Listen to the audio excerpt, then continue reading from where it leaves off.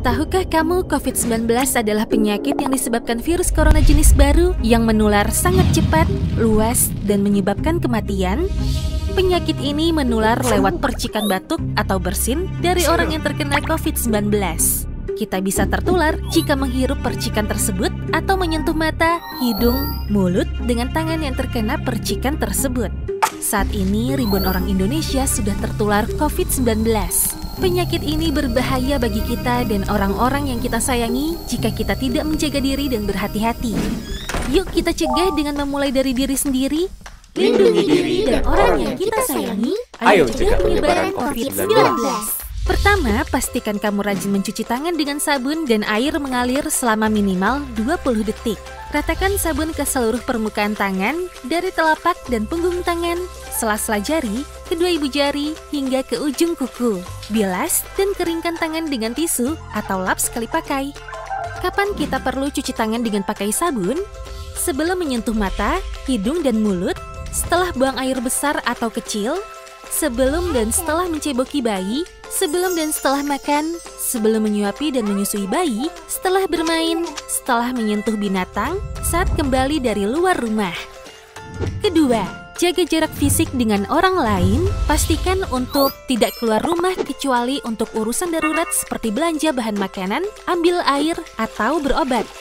Jika harus keluar rumah, hindari naik kendaraan umum yang ramai. Tidak pergi bermain bersama teman, hindari berkumpul lebih dari 10 orang. Dan bila harus berada di tempat umum, jaga jarakmu sekitar 1,5 meter dari orang lain. Ketiga, perhatikan etika batuk dan bersin. Jangan menutup mulut dengan telapak tangan, tapi gunakanlah tisu atau lipatan siku. Setelah itu, segera buang tisu ke tempat sampah tertutup dan cuci tangan dengan sabun. Gunakan masker jika sedang sakit dan berpergian keluar rumah. Lindungi diri dan orang yang kita sayangi. Ayo cegah penyebaran COVID-19.